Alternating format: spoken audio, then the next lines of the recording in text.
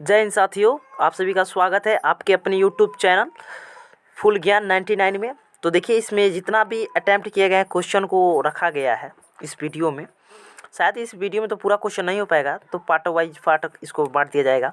लेकिन जितना भी इसमें क्वेश्चन है आपके बोर्ड एग्ज़ाम से आने के पूरे संभावना बनते हैं, तो इस वीडियो को आप देखना ना भूलें। तो चलिए वीडियो को स्टार्ट करते हैं। देखिएगा, पहला नंबर क्वेश्चन कह रहा है, किस दर्पण की फोकस दूरी ऋणात्मक होती है? किस दर्पण की फोकस दूरी ऋणात्मक होती है? तो ऑप्शन बी बिल्कुल राइट हो जाएगा, अवतल दर्पण। ऑप्शन बी अवतल दर्पण। चलिए अगले क्वेश्चन में चलते हैं। 2 नंबर क्वेश्चन कह रहा है, दर्पण की फोकस दूरी एफ से सूचित किया जाता है फोकस दूरी को। तो दर्पण की फोकस दूरी एफ और वक्रता त्रिज्या आर में संबंध क्या है? तो देखिए, इसका ऑप्शन नंबर जो होगा आपका बी बिल्कुल राइट होगा, एफ बराबर r/2 बी। देखिए, इसको कभी कभी ऐसा भी लिख देता है, r बराबर 2f भी देता है, r बराबर 2f भी दिया रहता है। ठीक है, तो कन्फ्यूज नहीं होना है। तो ऑप्शन बी या r बराबर 2f। ठीक है, चलिए चलते हैं अगले क्वेश्चन में। 3 नंबर क्वेश्चन कर रहा है, सामान्य दृष्टि के लिए न्यूनतम दूरी होती है।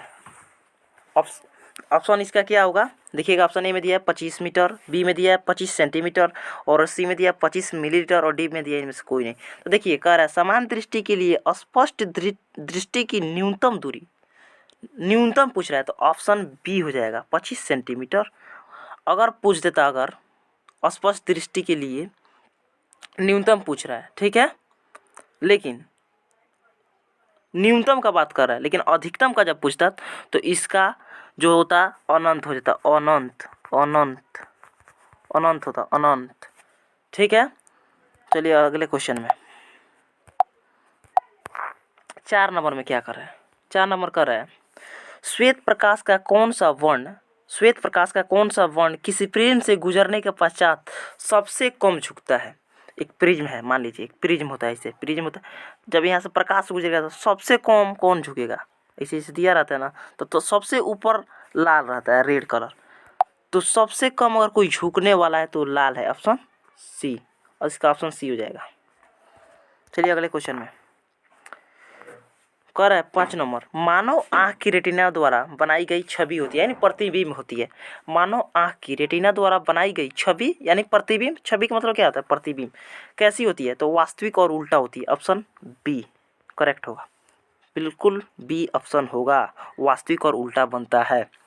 चलिए 6 नंबर क्वेश्चन में।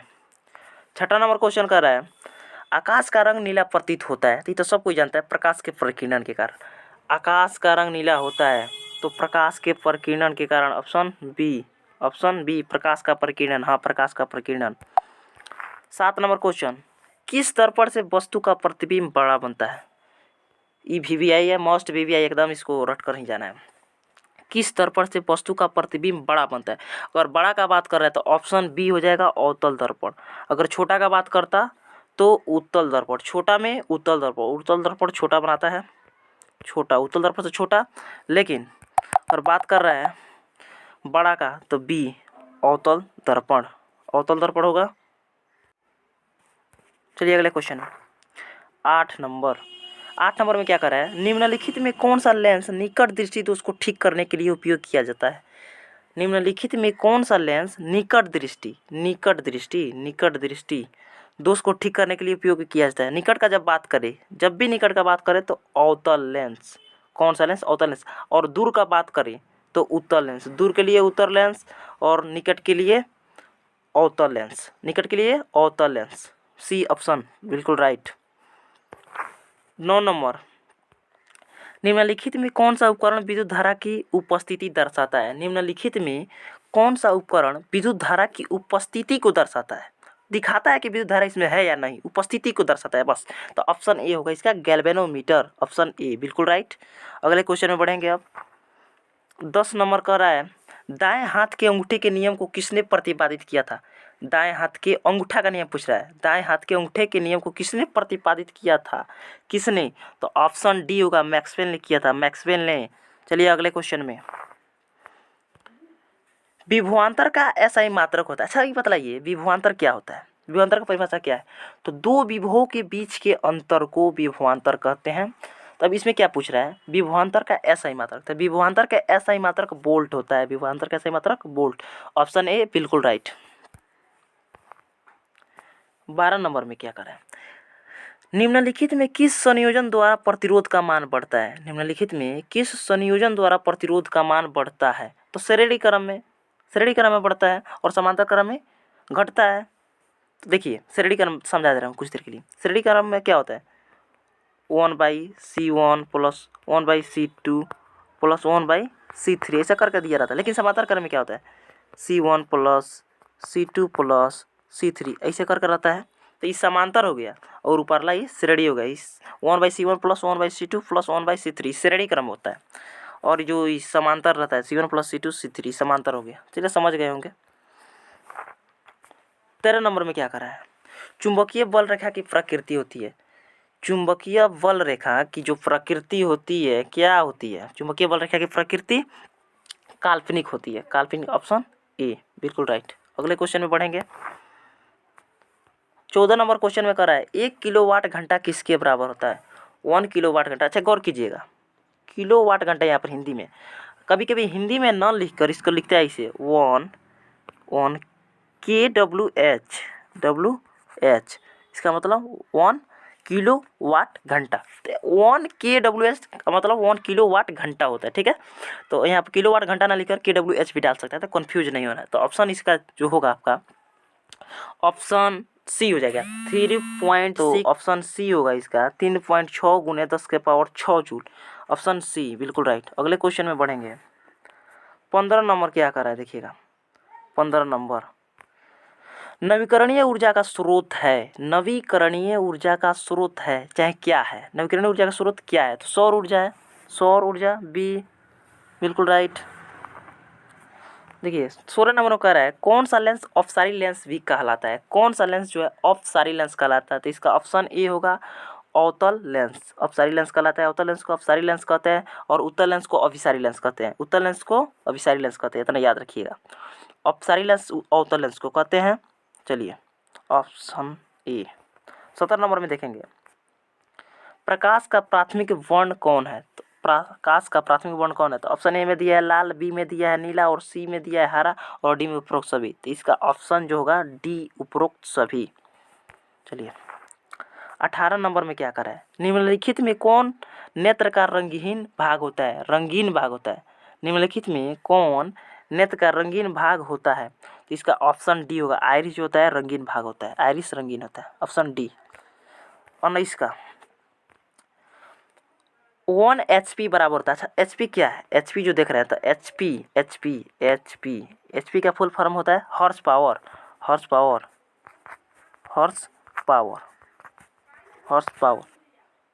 तो 1 हॉर्स पावर बराबर क्या होता है? 746 वाट। 746 वाट कितना होता है? 746 वाट। ऑप्शन ए बिल्कुल राइट, कोई दिक्कत नहीं है। 20 नंबर क्वेश्चन देखेंगे। विशालक शीशा यानी मैग्नीफाइंग ग्लास होता है। विशाल शीशा मैग्नीफाइंग ग्लास होता है। तो ये उत्तल लेंस का होता है। Option B. अगले क्वेश्चन में पढ़ेंगे।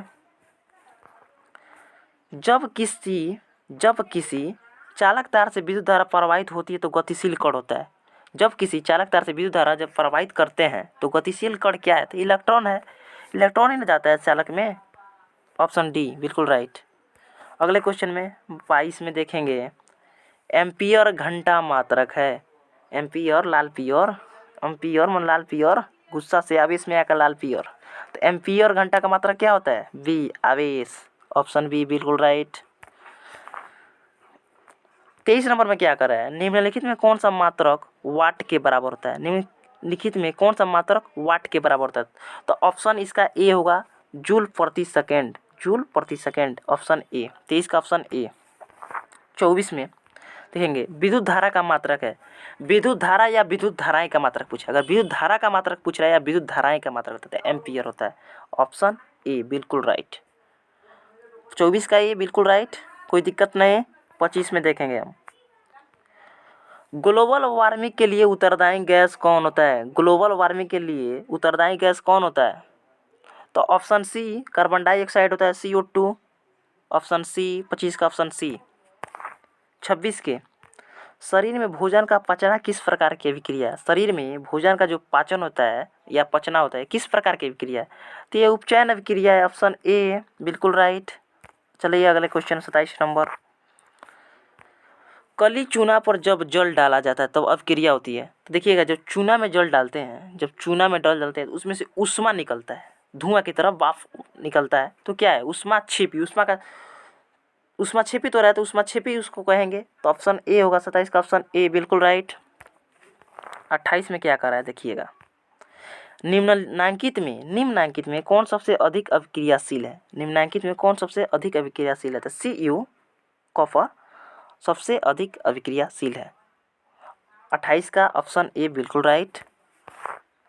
29 का चूना जल का रासायनिक सूत्र है। चूना जल मिला दिया, देखिए चूना जल मिला दिए, चूना नहीं है, चूना जल, गौर कीजिएगा। चूना का बात करेगा तो CaO होता है चूना का, और चूना जल जब मिला दिया, चूना जल मिला दिया तो इसका ऑप्शन जो होगा डी होगा, यानी बुझा हुआ चूना हो गया। तो ऑप्शन डी CaOH2 होगा बिल्कुल राइट।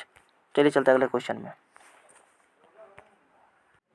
30 नंबर में देखिएगा कह रहा है कोई विलयन लाल लिटमस को नीला कर देता है, उसका pH मान पूछ रहा है। pH मान पूछ रहा है। कोई विलयन लाल लिटमस को नीला कर देता है तो क्षारीय होता है। तो देखिए ऑप्शन ए में 11 है, ऑप्शन बी में 10 और सी में 5। तो ये जो 5 वाला है, ये 5 है तो ये उदासीन हो गया। और क्षारीय कब होता है? जब 7 से ऊपर बढ़ता है। तो 7 से ऊपर 11 भी है और 10 भी है, तो इसलिए ऑप्शन डी बिल्कुल राइट। ऑप्शन इसका डी हो जाएगा, ऑप्शन डी बिल्कुल राइट। चलिए अगले क्वेश्चन चलते हैं। 31 नंबर। एल्काइन में कार्बन के बीच कितने सहसंयोजक बंधन होते हैं? बंधन का बात कर रहा है, देखिएगा। एल्काइन में कार्बन के बीच कितने संयोजक बंधन होते हैं? तो ऑप्शन इसका सी बिल्कुल राइट होगा, 3 होते हैं, ऑप्शन सी। 32 नंबर में कह रहा है ग्लूकोज का आणविक सूत्र होता है, ग्लूकोज का आणविक सूत्र होता है C6H12O6, ऑप्शन ए 32 का ऑप्शन ए बिल्कुल राइट। अगले क्वेश्चन में बढ़ेंगे हम। 33 का कह रहा है उच्च वाष्पीय अम्लों के सोडियम लवण कहलाते हैं। उच्च वाष्पीय अम्लों के सोडियम लवण कहलाते हैं। तो ऑप्शन ए होगा साबुन कहलाते हैं, साबुन। 33 का ऑप्शन ए बिल्कुल राइट। देखिए 34 नंबर कह रहा है सिंगल बॉन्ड ऐसे दिया है, देखिएगा CHO, सिंगल बॉन्ड CHO अभिक्रियाशील मूलक को कहते हैं। सिंगल बॉन्ड CHO को अभिक्रियाशील मूलक को क्या कहते हैं? अभिक्रियाशील मूलक को कहते हैं तो एल्डिहाइड कहते हैं, एल्डिहाइड ऑप्शन ए बिल्कुल राइट। 35 नंबर। आवर्त सारणी के किसी आवर्त में बाएं से दाएं जाने पर तत्वों की परमाणु की त्रिज्या घटती है। आवर्त सारणी के किसी आवर्त में बाएं से दाएं जाने पर तत्वों की परमाणु त्रिज्या घटती है, ऑप्शन ए बिल्कुल राइट। 36 में देखेंगे निम्नांकित तत्वों के उनके अधातु की बात करें, सॉरी, निम्नांकित तत्वों को उनके अधातु गुण के अनुसार बढ़ते क्रम में सजाए। तो देखिएगा ये सजाए, तो ऑप्शन बी होगा। Li छोटा है Be से, Be छोटा है C से, और C छोटा है O से, और O छोटा है F से। सजाती क्रम में, बढ़ते क्रम में सजा दी है अधातु के गुण को, ठीक है, ऑप्शन बी बिल्कुल राइट। 37 को देखेंगे। 37 का सिलिकॉन क्या है पूछ रहा है, सिलिकॉन क्या है? तो सिलिकॉन क्या है? उपधातु है, ऑप्शन सी सिलिकॉन उपधातु है, कोई दिक्कत नहीं। 37 का सी बिल्कुल राइट। अगले क्वेश्चन में बढ़ेंगे। 38 का क्या कर रहा है निम्नांकित में कौन विद्युत धनात्मक तत्व है? निम्नांकित में कौन विद्युत धनात्मक तत्व है? तो Na है, Na बिल्कुल राइट, सी इसका ऑप्शन। 39 में देखेंगे टिहरी बांध का निर्माण किस प्रदेश में किया गया था? टिहरी बांध का निर्माण उत्तराखंड प्रदेश में किया गया था, ऑप्शन बी। 40 का निम्नांकित में किस धातु को किरोसिन में डुबा कर रखते हैं? निम्नांकित में किस धातु को किरोसिन में डुबा कर रखते हैं? तो सोडियम को डुबा कर रखते हैं, किरोसिन तेल में सोडियम को डुबा कर रखा जाता है, ऑप्शन बी बिल्कुल राइट। आज तक के लिए इतना ही, चलिए मिलते हैं अगले वीडियो में इसी उद्देश्य के साथ में। तब तक के लिए जय हिंद। वीडियो अच्छा लगा हो तो वीडियो को लाइक कर दीजिएगा, और कुछ सीखने को मिला हो अगर इसे कुछ सीखने को मिला हो तभी चैनल को सब्सक्राइब कीजिएगा, अन्यथा कोई ज़ोर ज़बरदस्ती नहीं है। धन्यवाद।